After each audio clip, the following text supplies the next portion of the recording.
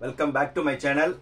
இன்னைக்கு காலையிலிருந்து ரேங்க் வந்ததுலேருந்து கண்டினியூஸ் ஃபோன் கால்ஸ். ஒரே நிறைய ஸ்டூடெண்ட்ஸ் ஒரே குழப்பத்தில் ஒரே கன்ஃபியூஸா. சார் ஒரு 1.5 மாசமா நாங்கள் எல்லா யூடியூப்ஸும் பார்த்தோம் சார். 190க்கு இந்த காலேஜ் கிடைக்கும், 180க்கு இந்த காலேஜ் கிடைக்கும், 170க்கு இந்த காலேஜ் கிடைக்கும், 160க்கு இந்த காலேஜ் கிடைக்கும், 130க்கு இந்த காலேஜ் கிடைக்கும், ஏன் 90 கட் ஆஃப் இந்த காலேஜ் கொடுக்கும் சொல்லி ஏடிஎஸ் சிஎஸ்சி ஐடின்னு சொல்லி ஒரு 1.5 மாசம் ஆளுக்காளு யூடியூப் போட்டு எங்களை இது பண்ணிட்டு இன்னைக்கு தடாலடியா 10 கட் ஆஃப் கூட போகுது, 5 கட் ஆஃப் கூட போகுது என்ன சார்னு சொல்லி நிறைய ஸ்டூடெண்ட்ஸ் போன் பண்ணி ஏன் சார் நீங்க இத்தனை நாள் கட் ஆஃப் போடலன்னு கேட்டாங்க. இதுதான் நான் ஒவ்வொரு வீடியோவையும் எத்தனை ஸ்டூடெண்ட்ஸ் அண்ட் பேரண்ட்ஸ் எனக்கு போன் பண்ணி சார் நீங்க எல்லாரும் போடுற மாதிரி நீங்க ஏன் சார் கட் ஆஃப் போட மாட்டீங்க, இந்த ஜோன்ல எது கட் ஆஃப் போட மாட்டேன்னு கேட்டதுக்கு உண்மையான ரீசன் இன்னைக்கு தான். நான் ஏன் கட் ஆஃப் போடலன்னா ஒவ்வொருத்தவங்களோட அனாலிசிஸ் வேற மாதிரி இருக்கும். ஏன்னா நம்ம ஒரு காலேஜ்ல ஒரு 30 இயர்ஸ்க்கு மேல ஒர்க் பண்ணிருக்கோம், எத்தனையோ ஸ்டூடெண்ட்ஸ் மீட் பண்ணிருக்கோம், என்ன ரேஞ்சில் ஸ்டூடெண்ட் வருவாங்க, என்ன கட் ஆஃப்ல கிடைக்கும், கவுன்சிலிங் ப்ராசஸ்னா என்ன எல்லாமே நமக்கு நூக்கன் கார்னர் தெரியும். ஆனா நூக்கன் கார்னர் இருந்து நான் எதுவுமே நம்ம போடல. ஆனா நம்மள யூடியூப்ல இவர் கிரிஞ்சு, இவர் பூமர் எல்லாமே சொன்னீங்க. இன்னைக்கு அதுக்கான பதில் தெரியும். ஒரு பூமர் கிரிஞ்சு இவர் என்ன போடுறாரு, எங்களுடைய ஃபேன்ஸ் கிளப், அந்த ஃபேன்ஸ் கிளப்னு என்னை கமெண்ட்ஸ்ல நிறைய பேர் இது பண்ணீங்க. ஆனா அதே பண்ணவங்க இன்னைக்கு என்ன சொல்றாங்க, சார் நீங்க சொல்லுங்க சார் நம்மளுக்கு எப்படி சார் காலேஜ் கிடைக்கும்னு. நான் பொதுவா சொல்றது என்னன்னா, நீ எதுவாய் ஆகணும் நினைக்கிறாயோ அதுவாய் ஆகிறாய், நீ எதுவாய் ஆகணும் நினைக்கிறாயோ அதுவாய் ஆகிறாய். இது யார் சொன்னா சொல்லுங்கப்பா, இது யார் சொன்னா? விவேகானந்தர். புரியுதா? நீங்க என்னவாக ஆகணும் எந்த காலேஜ்ல நீங்க நினைச்சுக்கிட்டே இருக்கீங்க, கண்டிப்பா அந்த காலேஜ்ல உங்களுக்கு இடம் கிடைக்கும். நீங்க இந்த காலேஜ்ல நீங்க சேரணும் நினைச்சீங்கன்னா கண்டிப்பா எந்த ஒரு சக்தியாலையும் நீங்க நினைக்கிற காலேஜ் நீங்க மாறவும் முடியாது. புரியுதா? அதே மாதிரி நீங்க இந்த குரூப் தான் படிக்கணும்னா நீங்க 2 விஷயத்துல ரொம்ப கிளியரா இருங்கன்னு நான் அத்தனை வீடியோஸ் போட்டேன். ஒன்னு, நீங்க டாப் காலேஜ் நீங்க நினைச்சீங்கன்னா you stick on college. Sir இந்த காலேஜ்ல தான் நான் படிப்பேன். அப்போ நான் நிறைய வீடியோஸ்ல என்ன சொன்னேன், இந்த காலேஜ்ல நீங்க கம்ப்யூட்டர் சயின்ஸ் இல்லன்னா ஈசி மாறுங்க, ஈசி இல்லன்னா ட்ரிபிள் மாறுங்க. அதே மாதிரி இல்ல சார் நான் கம்ப்யூட்டர் சயின்ஸ் தான் நான் படிக்கணும்னு நினைச்சேன்னா நீங்க காலேஜ் நீங்க அடுத்தடுத்த ரேஞ்சுக்கு சொன்னேன்ல, இந்த ஒரு தம்புரலே போதும்ல. இத்தனை cut off, 10 cut off, 5 cut ஆஃப்னு சொல்லி இவ்வளவு நீங்க கன்ஃபியூஸ் ஆகுறதுக்கு டாப் 10th காலேஜ்ல படிக்கிற 11th காலேஜ்ல படிக்கலாம்ல. இந்த குரூப் படிக்கணும்னு நினைக்கிறவங்க, நான் கம்ப்யூட்டர் சயின்ஸ் தான் ஏடிஎஸ் தான் படிக்கணும்னு நினைச்சவங்க, ஃபார் எக்ஸாம்பிள் ஒரு 25வது காலேஜ் சொல்லி எல்லாரும் அனலைஸ் பண்ணாங்களே, அந்த காலேஜ்ல படிக்கணும்னு நினைச்சவங்க 26வது காலேஜ்ல நீங்க நினைச்ச குரூப் படிக்கலாம்ல, இல்லன்னா 27வது ரேங்க்ல இருக்க காலேஜ்ல படிக்கலாம்ல. இல்லையா? நான் டாப் 10 காலேஜுக்குள்ள படிக்கணும்னு நீங்க நினைச்சீங்கன்னா நீங்க என்ன செய்யலாம், உங்களுடைய கம்ப்யூட்டர் சயின்ஸ் இல்லன்னா ஏடிஎஸ், ஏடிஎஸ்ல இசிஇ. அப்போ என்னது இந்த சொல்றாங்களே 10 கட் ஆஃப் குறையுது, 20 கட் ஆஃப் கூடுது, குறையுது கூடுது, இந்த இது பேசணும் அவசியமே கிடையாது. காலையில இருந்து எனக்கு அத்தனை ஸ்டூடெண்ட்ஸ் போன் பண்ணி சார் நீங்க ரேங்க் லிஸ்ட் ரேங்கோட அனாலிசிஸ் போடலையான்னு கேட்டாங்க. நான் ஒரே வார்த்தை கேட்டேன், எதுக்கு 1000 வீடியோ போடணும்? ஏன்னா ஏற்கனவே அந்த ஷெட்யூல் பாத்தீங்கன்னா கட் ஆஃப்னு இருக்கு, ரேங்க்னு இருக்கு. கட் ஆஃப் தெரிஞ்சிச்சுல நீங்க எந்த ரவுண்டு 179 வரை ஃபர்ஸ்ட் ரவுண்டு, அப்புறம் 179ல இருந்து கீழே 142 வரை செகண்ட் ரவுண்டு, 142க்கு கீழே தேர்ட் ரவுண்டு சொல்லிட்டாங்களே. அதுல நிறைய ஸ்டூடெண்ட்ஸ் அண்ட் பேரண்ட்ஸ் பண்ணி சார் எனக்கு ஜெனரல் ரேங்க் இவ்வளவு இருக்கு, கம்யூனிட்டி ரேங்க் இருக்கு, போன வருஷம் கம்பேர் பண்ணும்போது அவ்வளவுக்கு நம்மளுக்கு ஒரு 4000 ரேங்க் டிஃபரன்ஸ் இருக்கு சார், ஒரு 8000 ரேங்க் டிஃபரன்ஸ் இருக்கு சார், இத்தனை நாள் நான் நினைச்ச காலேஜ் எல்லாம் கிடைக்குமான்னு ஒரே ஃபீல். நான் என்ன சொல்றேன்னா, இத்தனை நாள் நீங்க கன்ஃபியூஸ் ஆனதான் தவறு. ஆனா ஒரு எக்ஸ்பீரியன்ஸ் ஆனவங்க சொன்னோம்னா நீங்களா கிரிஞ்சுனங்க கேள்வி பண்ணீங்க. இப்போ நீங்களே என்ன செய்றீங்க, ஆமா நம்ம வந்து ஃபீல் பண்ண தப்பு. இதனாலதான் இத்தனை நாள் வந்து நான் எந்த காலேஜ் கட் ஆஃப் ரேஞ்ச் வந்து நான் சொல்லவே இல்லை. ஒவ்வொருத்தவங்க அனாலிசிஸ் வந்து ஒவ்வொரு 170, 180, 160, 150, 140, 130, 120, 110, 100 இவ்வளவு நாளுக்கு ஒவ்வொரு நாளைக்கு ஒவ்வொரு பிரான்ச்சுக்கு கட் ஆஃப் போட்டாங்க. இப்போ அதெல்லாம் வந்து நீங்க என்ன செய்ய போறீங்க? புரியுதா?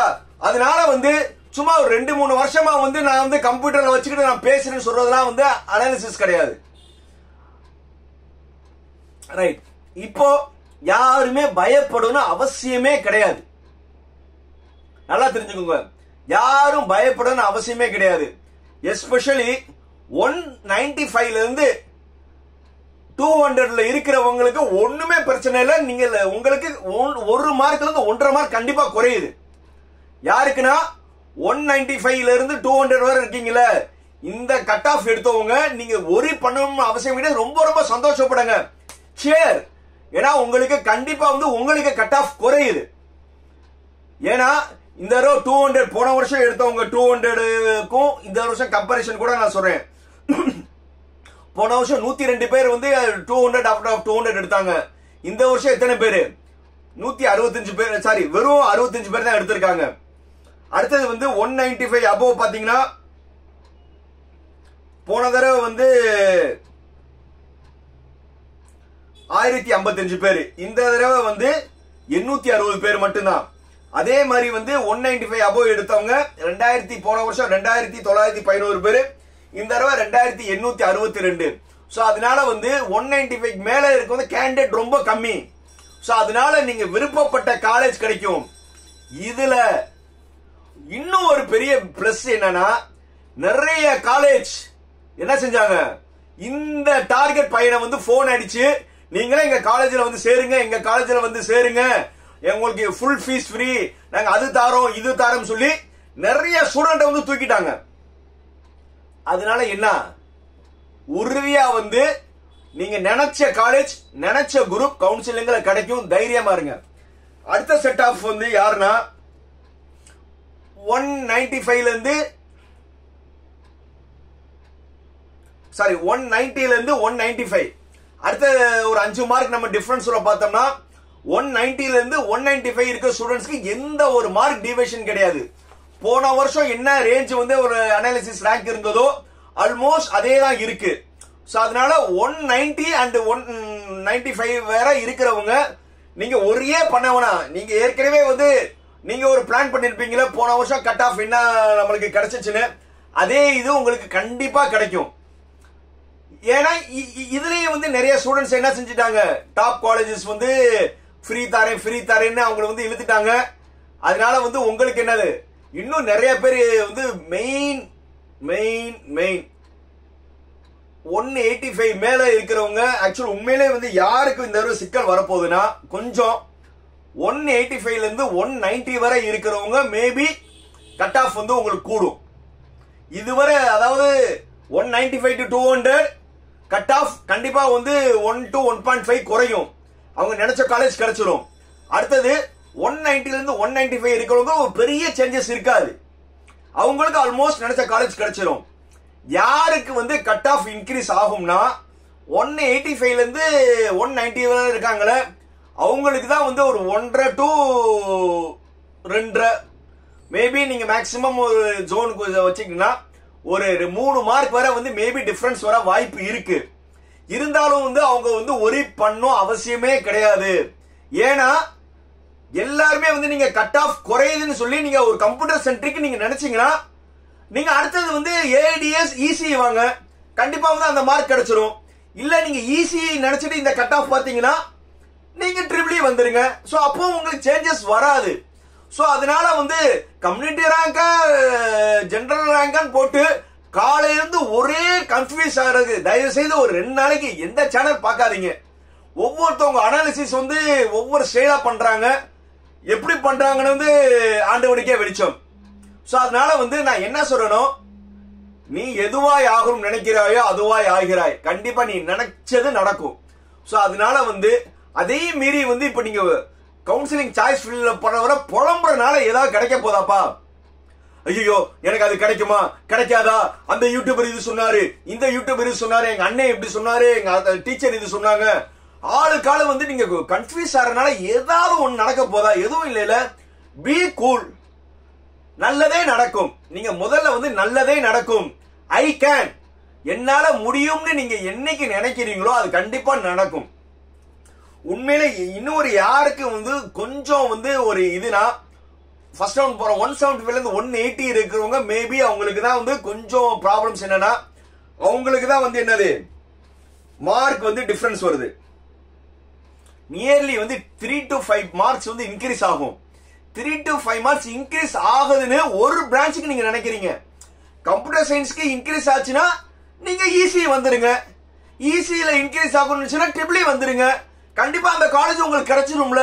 இதுக்கு ஏன் வந்து ஏற்கனவே வந்து உங்களுக்கு எல்லாருமே ஒரு மைண்ட் செட் இருக்கீங்களே, கம்ப்யூட்டர் சயின்ஸ் இல்லைன்னா ஐடி, ஐடி இல்லைன்னா இசிஇ, இசி இல்லைன்னா ஏஐடிஎஸ், இப்படின்னு வந்து நீங்க ரொம்ப நாளா இந்த 4 பிரான்ச் ஃப்ரேம் பண்ணிட்டீங்களே, கண்டிப்பா வந்து உங்களுக்கு அந்த ரேஞ்சில் கிடைச்சிரும்ல.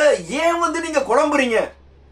கம்ப்யூட்டர் சயின்ஸ்க்கு போன வருஷம் இந்த கட் ஆஃப்னா அதோட வந்து ஐடி கம்மியா தான் இருக்கும், ஐடியோட ஏஐடிஎஸ் கம்மியா இருக்கும், ஏஐடிஎஸ் இசி கம்மியா இருக்கும். கண்டிப்பா நீங்க நினைச்ச காலேஜ் கிடைச்சிரும்ல. அதனால வந்து அதிகமா யோசிக்காதீங்க, தைரியமா இருங்க. கண்டிப்பா நீங்க நினைச்ச காலேஜ், நினைச்ச குரூப் ஏதாவது ஒரு இடத்துல நீங்க காமிச்சு காலேஜ் நீங்க குரூப் பண்ணீங்கன்னா ஒரு ஸ்டெப் காலேஜ் வந்து அடுத்த காலேஜ் கிடைச்சிரும். இல்ல நீங்க பிரான்ச் வேணும்னா அந்த காலேஜ்ல வந்து ஒரு ஸ்டெப் வேற பிரான்ச் மாறிக்கோங்க. சோ அதனால யாருக்கும் இந்த ஏமாற்றம் இல்லை. யாருமே ஒரே சிஎஸ்சி மட்டும் நினைச்சீங்களா, ஒரே ஏடிஎஸ் நினைச்சீங்களா, ஒரே ஐடி நினைச்சீங்க, உங்ககிட்ட வந்து 4 சாய்ஸ் வந்ததுல அப்ப அந்த 4 சாய்ஸ்ல வந்து நீங்க அந்த கட் ஆஃப் பாருங்களேன். நீங்க கம்ப்யூட்டர்னு சொல்லி கட் ஆஃப் பண்ணீங்க, நீங்க அடுத்த ஈஸி பாருங்க, அந்த காலேஜ் உங்களுக்கு கிடைக்கும்ல. ஏன் நீங்க கன்ஃபியூஸ் ஆறீங்க? காலையில இருந்து எனக்கு அத்தனை போன் கால்ஸ், சார் நீங்க உங்க ரேங்கிங் சொல்லுங்க சார், உங்க அனாலிசிஸ் சொன்னா என்னோட அனாலிசிஸ் நீங்க நினைச்ச காலேஜ் கண்டிப்பா கிடைக்கும். Just you step down your group, அடுத்த லெவலுக்கு வாங்க. இல்ல எனக்கு இதுதான் வேணும், நினைச்ச குரூப் தான் வேணும்னா ஒரு ஸ்டெப் காலேஜ் கீழே இறங்கிக்கோங்க, அவ்வளவுதானே. அதுக்கு ஏன் வந்து அவ்வளோ ஃபீல் பண்றீங்க? ஃபீல் பண்ண அவசியமே இல்லை ஸ்டூடெண்ட்ஸ். இனிமேதான் உங்கள் வாழ்க்கையில வந்து நிறைய ஏமாற்றங்கள் வரும். அது எல்லாத்தையும் நீங்க வந்து சந்திக்கணும். ஏன்னா இப்ப அடுத்தடுத்த ரேஞ்சில் வந்து நான் ஒரு அப்ராக்சிமேட்லி சொல்லிடுறேன். ஏன்னா இவங்களுக்குலாம் வந்து, ஏன்னா இப்ப நான் ஃபர்ஸ்ட் ரவுண்ட் ஸ்டூடெண்ட் மட்டும் சொல்லியிருக்கேன். ஏன்னா அவங்க தான் முதல்ல கவுன்சிலிங் அட்டென்ட் பண்ண போறாங்க. அடுத்தடுத்த ரவுண்டுக்கு வந்து நான் எக்ஸாக்ட் அனாலிசிஸ் கொடுக்குறேன். பட் இருந்தாலும் நான் ஓவரால் என்ன சொல்றேன்னா 170 இருந்து 175 இருக்கிறவங்களுக்கு இந்த தடவை நீங்க எந்த பிரான்ச் நினைச்சீங்களோ அதுல வந்து ஒரு 5 to 7 மார்க்ஸ் வந்து இன்க்ரீஸ் தான் ஆகும். அப்போ வந்து நீங்க என்ன செய்யணும்னா நீங்க நினைச்ச பிரான்ச் கொஞ்சம் மாறிக்கோங்க. அடுத்தது 165 இருந்து 170 ரேஞ்சில் இருக்கிறவங்களுக்கு அதே மாதிரி வந்து இவங்களுக்கும் வந்து ஒரு 6 to 7 மார்க்ஸ் வந்து இன்க்ரீஸ் தான் ஆகும். அப்ப இன்க்ரீஸ் ஆகும்போது என்ன செய்யணும்? Thumb rule. காலேஜ் நினைச்சீங்கன்னா பிரான்ச் ஒரு ஸ்டெப் மாறிக்கோங்க, இல்ல பிரான்ச் நினைச்சீங்கன்னா காலேஜ் 1 or 2 ஸ்டெப் மாறிக்கோங்க, கிடைச்சிரும். சிம்பிள். அடுத்தது மேஜர் யாருக்குன்னா 150 ரேஞ்சில் இருக்கிறவங்களுக்கு 8 மார்க் டிஃபரன்ஸ் வரும்பா. 8 மார்க் நீங்க டிஃபரன்ஸ் வரும்போது நீங்க பயப்படாதீங்க. இப்பவே வந்து நீங்க 2-3 காலேஜ் நினைச்சீங்களே, அது 5-6 காலேஜா நினைச்சுக்கோங்க. ஒரு 2-3 பிரான்ச் நினைச்சத ஒரு 4-5 பிரான்ச்சா நினைச்சுக்கோங்க, அவ்வளவுதானே. Be simple. இப்ப நீங்க ஹோட்டலுக்கு போறோம், ஹோட்டல்ல உட்கார்றோம், உங்களுக்கு பிடிச்ச வந்து நீங்க சன்னா மசாலா கேக்குறீங்க, சார் சன்னா மசாலா முடிஞ்சிருச்சு. அப்ப நீங்க என்ன கேக்குறீங்க? சரி பூரி கொண்டு வாப்பா. ஓகே, பூரி வந்து ஒரு 4 பேர் போறீங்க, பூரி முடிஞ்சு சார் இப்பதான் சார் பூரி முடிஞ்சு 2 பூரி தான் இருக்குன்னா, சரி வேற என்னப்பா இருக்கு, தோசை கொண்டு வாங்க அப்படின்னு சொல்லிடுறீங்களே. ஒரு நீங்க சாப்பிட உட்காரும் போதே நீங்க வந்து என்னது அடுத்தடுத்தது டிசிஷன் எடுக்கிறீங்கல்ல. அதே மாதிரிதான் நீங்க வந்து இப்போ அடுத்தடுத்த கவுன்சிலிங் ரவுண்ட்ஸ்ல போகும்போது கொஞ்சம் பாசிட்டிவாவும் வரலாம், நெகட்டிவும் வரலாம். அப்போ நீங்க வந்து மனம் தளராதீங்க. உங்களுக்கு பிரான்ச்ச லேசா மாறுங்க, இல்லைன்னா காலேஜ மாறுங்க. கண்டிப்பா நல்ல வாழ்க்கையை தான் போய் வாழுவீங்க. எல்லா காலேஜ்லயும் நீங்க படிச்சாலும் நீங்க நினைச்ச காலேஜ்ல மட்டும் தான் நீங்க சாதிக்கணும் கிடையாது. நீங்க நினைச்ச காலேஜ்லயும் வந்து வேலை இல்லாதவங்க இருக்காங்க, நீங்க நினைக்காத காலேஜ்ல நிறைய சம்பளத்துல இருக்கிறவங்க இருக்காங்க. அதனால சாய்ஸஸ் ஆர் மோர். எஸ்பெஷலி 130க்கு கீழே இருக்கிறவங்க நீங்க உங்களோட சாய்ஸை வந்து நீங்க நிறைய ப்ரிஃபர் பண்ணுங்க. எதுவுமே வந்து நீங்க வாழ்க்கையில தோக்க மாட்டீங்கப்பா. நீங்க ஒரு காலேஜ் மாறுறனாலயோ ஒரு குரூப் மாறுறனாலயோ நீங்க வாழ்க்கையில கண்டிப்பா தோக்க மாட்டீங்க. இந்த ரேங்க் லிஸ்ட் வச்சு தேவையில்லாம வந்து குழம்புனதை விடுங்க. ஒரு 2-3 நாள் வந்து என்னுடைய சேனல் பார்க்காதீங்க, மைண்டை ரிலாக்ஸ் பண்ணுங்க. ஒவ்வொருத்தவங்களோட அனாலிசிஸ் வந்து every 1 hour every ½ an hour கூட வந்து யூடியூப்ஸ்ல வந்து நிறைய போடலாம், உங்களை வந்து பயமுறுத்தலாம். விட்டுருங்க. ஒரு 3-4 நாள் வந்து நீங்க பார்க்காதீங்க. அடுத்தது உங்களுக்கு என்னைக்கு ஆரம்பிக்க போகுது? 29ஆம் தேதி தான் ஆரம்பிக்க போகுது. அது வரை வந்து கூல். 25ஆம் தேதிக்கு மேல வந்து நம்ம என்ன செஞ்சுக்கலாம், எந்த காலேஜ் எந்த இது வந்து நம்ம அப்ப சாய்ஸை பேசிக்கலாம். அது வரை கூலா இருங்க, ஒரி பண்ணாதீங்க. நான் சொல்றேன், நீங்க நினைச்ச காலேஜ் நினைச்ச குரூப் கண்டிப்பா கிடைக்கும். பாய் பாய்.